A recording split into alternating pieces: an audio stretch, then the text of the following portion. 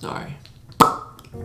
You want to make an impact on this world in the short time that you're here. You want to grow a business. You want to build an empire. Most people don't understand the complexity and the difficulty and the time that it takes to build a business and to build an empire. And before I get into the things that you need to know in order to start your business, I want you to understand just one main thing, and that is it's not gonna happen overnight. Rome wasn't built in a day. And similarly, you're not gonna make $1 million your first week, and that is guaranteed, unless you're Jeff Bezos, who's making at least $1 billion every week. I'm going to go through the top 10 things that you need to know to become a successful entrepreneur. Number 1. You need to learn how to self-motivate yourself. If you don't know how to self-motivate, business is definitely not for you. If you can't fire yourself up when you're at your worst and you're absolutely demotivated, then don't expect any crazy results in any time frame. In business, you're not by yourself. You don't have anyone, especially when you're first starting out. You don't have many people. You don't have many friends. You don't have many mentors. You're on your own, and the only person to coach you and tell you to keep going is yourself. And don't expect to receive much support when you're starting out from friends or family or anybody, especially through comments or through face-to-face interactions. In fact, it's gonna be the complete opposite. People are actually gonna be telling you how much of a failure you are and how much of a flop your idea is and is going to be. Hard work beats talent when talent fails to work hard. That is a quote that you've probably heard in the past, and it is 100% true. It's not about how talented or how good your product is, it's about how much work you put into it. If you could have the best product in the world, you could make it on Shark Tank. If you don't have the numbers, and if you don't have the credibility, and if you don't have the stories that you can tell on Shark Tank when you're standing in front of those sharks, they're gonna sure as hell tell you to get the hell out. You need to put in the work. Don't expect to just go in there, have a good product, post a couple photos and make $1 million.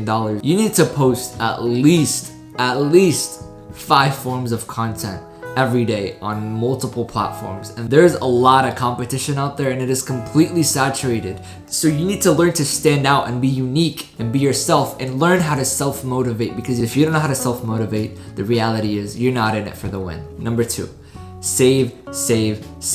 I don't know how to emphasize this enough. Save your money. When I first started out, I didn't know I wanted to get into sales. I had a little bit of cash saved up, and that actually was the starting point to boost what I wanted to do. Every time you get your paycheck, shove aside 10 or 5, at least 5% to the side in case you need it. You never know when you do, in case you have another amazing idea. You don't want to be held back just because you didn't have the cash that you needed to just get yourself going, to make that Kickstarter, or to just get yourself out there, get the word out there, make a few advertisements. It's always good to have some cash saved up. I promise you will thank me later, because this will save you one day. Number 3, learn how to sell. I knew of an entrepreneur who came up to me and he was telling me about his business idea, and he was just talking. He was like, Tarek, I have this, I have that, blah, blah, blah. And he wouldn't stop talking. And I just told him, bro, don't even expect to get out there. Don't even expect to make it. I told him, you know why? Because you haven't asked a single question. In order to sell, you have to ask questions. You have to learn from other people, others' experiences, learn from others' mistakes. That is how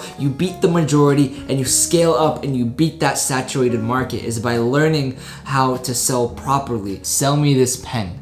How would you go about doing it? Grab a random object around your house and just start describing the things that will potentially make the other person's life better. That is all what business is. If you have a product and it potentially makes someone's life better, then you're set. You just have to learn how to sell it, because if you don't know how to sell it, it's pointless. So learn how to sell. Numero 4. Number 4, work closely with a CEO or shadow one. And I'm talking about someone that's today an entrepreneur. I hear a lot of people say that they work for a 72-year-old who's going out golfing because they've already made it and they already had their empire made successfully. That is not who you want to go for. You want entrepreneurs that are on the rise and that know what they're doing and that are gaining some traction.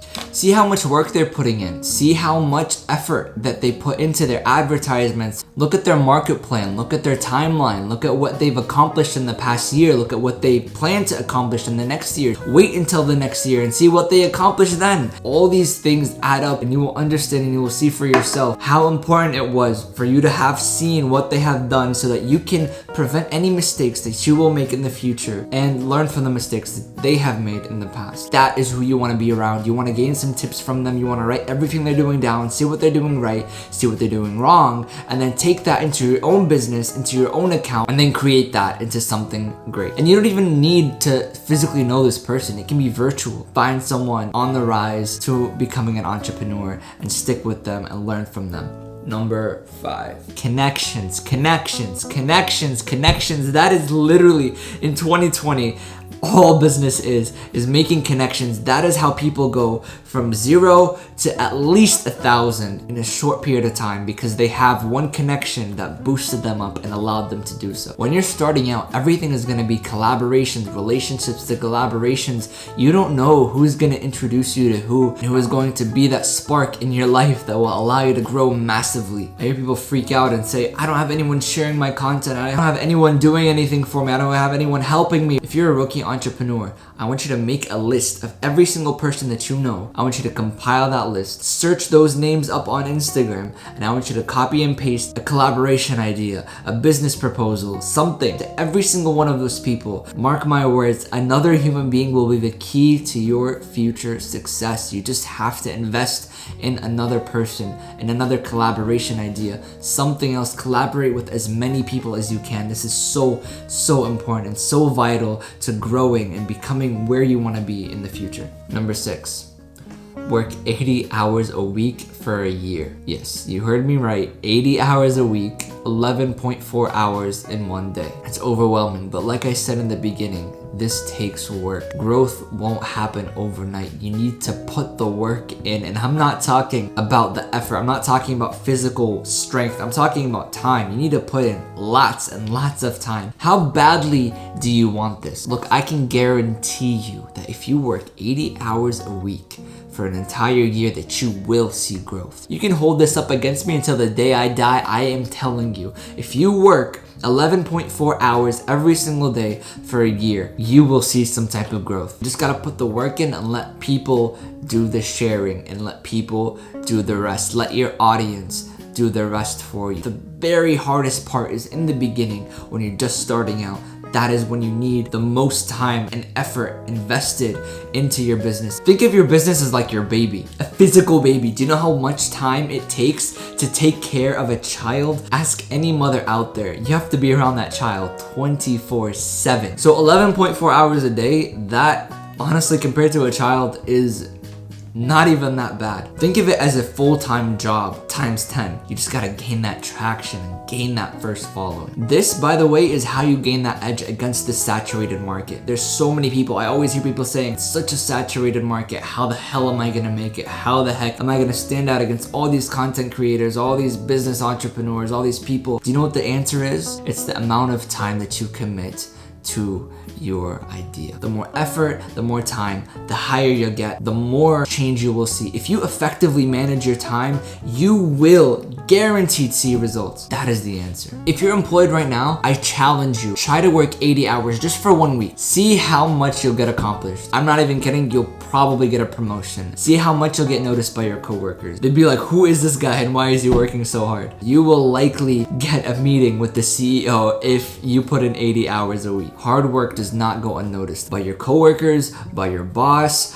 by your following, and by your audience, and by anyone that sees your content. You will not go unnoticed. Number 7, research. You have to learn to be able to look things up. You need to look up everything. Look at people that had the same idea as you. Look at people that are similar fields as you are. Absorb the things that they're doing right and neglect the things that they're doing wrong. Look at how much they're working. Look at how much time they're putting in. When I first started my business, I looked up absolutely every single thing and every possibility. You just gotta learn how to search. Research doesn't have to just come from Google. It can come from literally any social media platform. It can be from literally talking to people. That is in a form of research, just verbally. That's where those connections connections can come into play. You gotta learn to look things up. Number 8, set deadlines for yourself. Every successful entrepreneur will tell you that they have put themselves some form of a deadline, whether it's in their calendar or mentally or on their wall. They want to have X amount of growth in X amount of time. It is absolutely essential that you set some form of deadline to keep yourself going. You know, let's be real. If your university